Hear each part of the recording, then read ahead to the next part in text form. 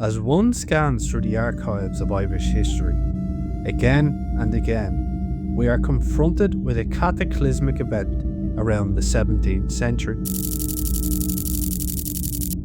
We hear tales recited of the destruction of an ancient order and the wisdom they guarded for millennia upon millennia, a century that bewails the very eradication of a people's way of life, a century of blood and sword, of rebellion and surrender, of red waves rising beneath the cross. This is the story of how the Irish Bards, heirs to the Druids, were silenced. Imagine a world where knowledge was sung, not written, where laws were chanted in rhythm, history recited like poetry, and the past itself preserved in verse. For centuries, Ireland's poets, judges, and historians, heirs of the Druids, kept alive a tradition that reached back to the Battle of Tudor. By the end of the Tudor conquest of the 17th century, this world of immortal wisdom vanished. The schools silenced, the poets scattered, and with them, one of Europe's last living links to our pagan past. From the dismantling of the Druidic order after Christianization came three great branches of Ireland's learned class, those we call the Bards. The three Bardic orders were as such: the Fili, poets who wove religion into verse, chanting battle songs called the Rosk Caha to stir warriors into a frenzy; the Brehons, judges who recited laws in chant, combining the role of legislator and judge, akin to Roman or Greek orators; and the Shonachie, the genealogists and historians who preserved the memory of a people. Joseph Cooper Walker, in his Historical Memoirs of the Irish Bards, described how their entire education was poetic. He writes, "Their laws, their systems of physics and other sciences were poetical competitions set to music, which was always esteemed the most polite part of learning amongst them. To achieve the degree of Olive, the Doctor of Poetry, a student might study for up to 12 years or more, training to carry knowledge in memory or scratched in ogham, because writing itself was restricted to the learned. These were not a wandering bag of ragtag wizards, they were an intellectual aristocracy, akin to the Brahmins of the Vedic tradition. At the head of armies, clad in white robes, harps glittering in their hand, they sang the deeds of their chiefs.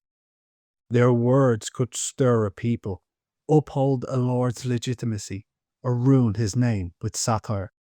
They were the intellectual threads weaving the Gaelic system together, and thus, as the shadow of the English crown encroached, it was them who Elizabethan glowing red eyes were set upon. Although the exact lines between a bard, a druid, and a filly can at the best of times be blurred, I will leave it to Celtic scholar Pontius McKenna to hash out the details for us. In his book Celtic Mythology, he writes, "The Druids, as the foremost representatives of the pagan religion, had borne the brunt of the church's opposition until they disappeared as a distinct order. The Fili existed in establishing a remarkable compromise with the church, allowing both separate but complementary spheres of authority, and that the Irish bards were once closely associated with the composition of praise poetry, but gradually the Fili expanded their own role until they could claim monopoly of this social function. So, in his opinion, it is the Fili who succeeded the Druids, even expanding their roles to that of the bards. But what we know for sure is that the Bards or Fili were no mere lute players from Skyrim, but the gatekeepers to an entire religion and tradition of the Celtic peoples. And their destruction would not only silence Ireland's poets, it threatened to sever the lifeline of tradition itself, striking at the very soul of the people. Even with the coming of Christianity, the Bardic schools endured. They adapted, reshaped, but never truly disappeared. Dr. Douglas Hyde linguist and Ireland's first president, described them as a direct continuation of the Druidic schools, carrying forward pagan curricula even within a Christian world. And that time was on their side, lasting from the Synod of Drumceat in 590 AD right up until the 17th century. Legend would say even the great Saint Columcille vouched for the Bards at this convention, honouring his roots. These schools were not fixed in stone like monasteries, they were peripatei, following a master poet from lord to lord. Pupils lived in simple huts, learning and memorising genealogies, law and verse in the intricate metres of Don Jurach. To the English observer, these schools seemed primitive, but in reality they were Ireland's universities. Edmund Spenser, an English poet associated with the Munster plantation, wrote in disgust how in the 16th century the Breton systems of the Bards had continued virtually uninterrupted. Dublin antiquarian Joseph Cooper Walker notes, "In these seminaries, the memory was cultivated to the utmost. The students spent many years acquiring that knowledge of history and genealogy, which was essential to the practice of their profession." By the 16th century, great poetic families, the O'Mail Cunara, O'Duvcanan, and O'Daly, guarded this inheritance. They were the custodians of history and the legitimacy for the Gaelic lords, their poems carrying the weight of law and lineage. The Bardic schools survived because they were indispensable. They upheld the status of chieftains, reminded the people of their ancestors, and bound society together with the power of words. But this survival also meant that in time they would become a target. For in Ireland, to silence the poets was to silence the people.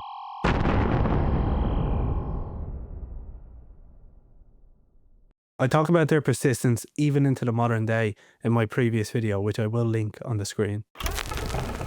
Most of you who watch these videos aren't subscribed yet. If you're enjoying this journey through Ireland's history and folklore, hit that subscribe button. It really helps the channel and it means you won't miss the next story. By the late 16th century, the Tudor conquest of Ireland was underway. And for the English, conquest was never about just land.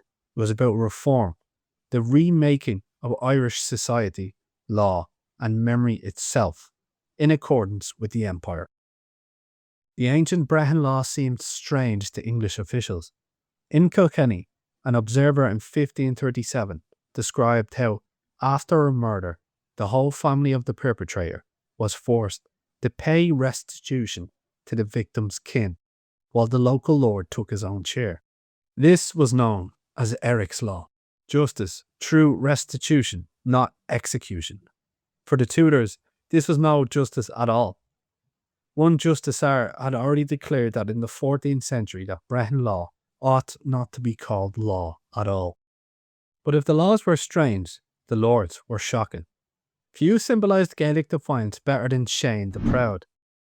He defied English incursions, ruled Clan Owen with ferocity, and lived with the splendour of a king, herds of 100,000 cattle, and cellars stocked with 200 tons of wine. Legends of his exploits captivate English reports, both in fear and fascination. When he was murdered by Antrim Scots in 1567, his head was triumphantly displayed on a spike in Dublin, ended an era of fragile compromise. After Shane, the Crown abandoned half measures. Sir Henry Sidney, Lord Deputy of Ireland, forced chieftains to surrender their lands, then take them back as tenants to Elizabeth. He promised to rid Ireland of what he called the lewd Irish customs. Resistance was met with devastation. During the Desmond rebellions, Lord Arthur Grey pursued a scorched earth policy. Edmund Spenser, the poet of the Pale, praised this strategy as the only way to pacify Ireland. By 1584, Munster was a wasteland.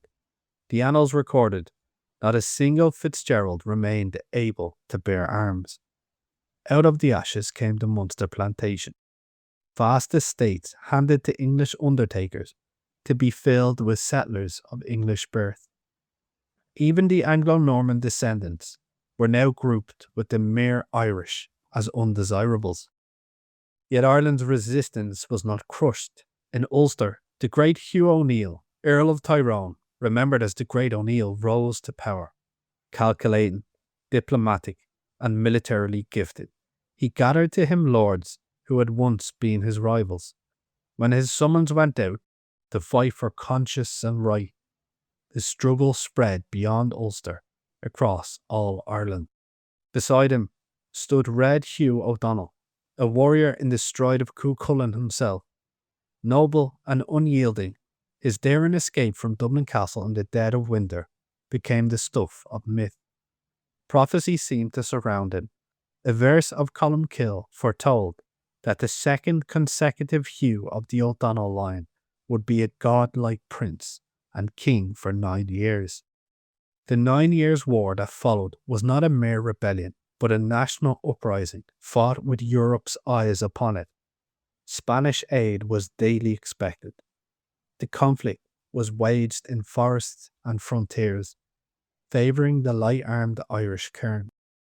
At the Battle of Yellow Ford in 1598, O'Neill's forces annihilated an English army, killing thousands and spreading panic through the Pale.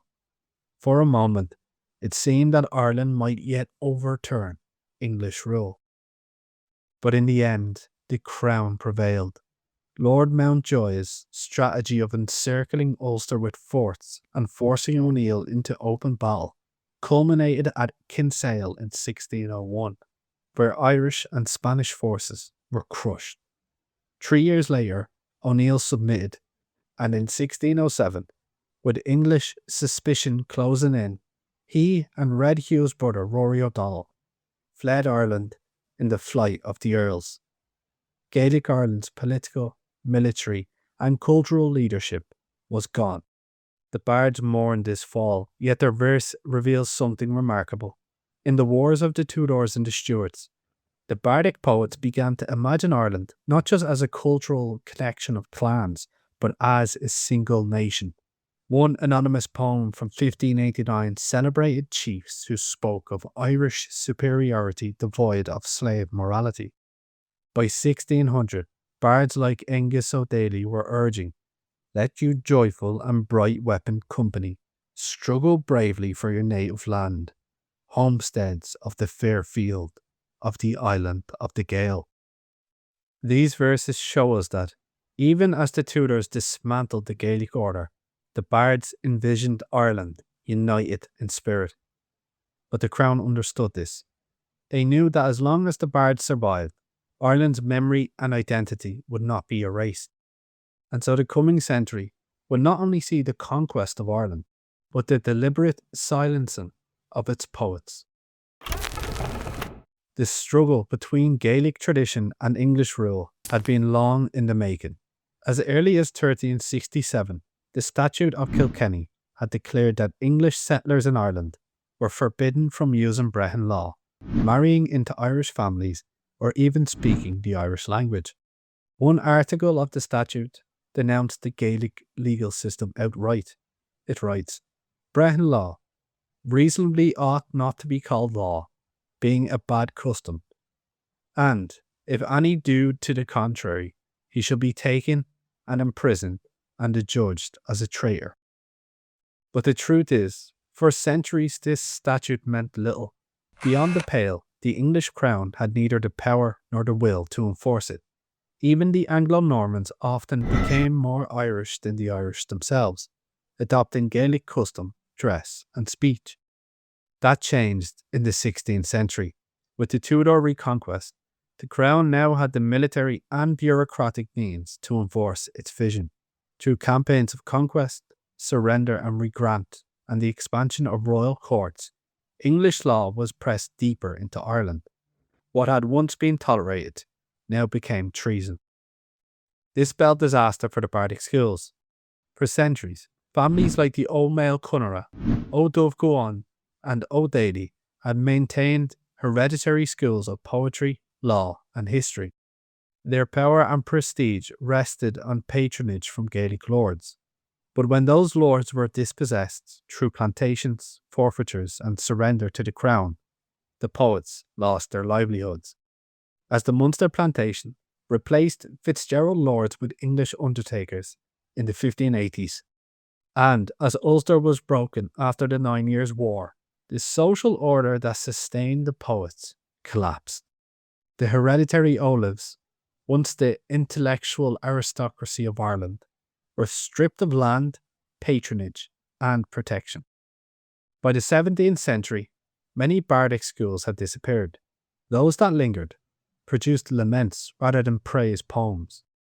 Dáithí Ó Bruadar, one of the last great poets, mourned, "The high poets are gone. Ireland is now a far less educated place." The suppression of the bards was not simply the end of a literary tradition. It was the silencing of Ireland's memories. By criminalising Brehon law and dismantling the world of the Olives, the Tudors mostly severed the chain to the Irish pagan tradition. Though the bardic schools collapsed under Tudor pressure, the chain of memory was not broken entirely. Knowledge survived in fragments. Manuscripts compiled by the bardic families, like the O'Mail Conora and O'Dady's, found their way into later collections, rescued by antiquarians centuries after. One in particular, called Si Fin Duanara, purchased by a Welsh philologist, Edward Lloyd, is the most striking example of one remaining. Education itself adapted. In the 18th and early 19th centuries, head schools arose, informal classrooms in the countryside where Irish children were secretly taught reading, writing, and often fragments of the old literary tradition. The principals of these schools were heirs to the bardic tradition. By the 19th century, the Romantic nationalist movement rediscovered and celebrated this lost heritage. Figures like Douglas Hyde saw the bardic tradition as proof of Ireland's cultural continuity, while poets, such as Thomas Davis, infused politics with myth and history, and nationalists like Patrick Pearse infused bardic vitality with revolution. And in our day, echoes still sound. From Seamus Heaney's evocation of Cuchulainn to the lyrics of Fontaine's DC, Ireland's poetic voice persists, transformed but ultimately unbroken.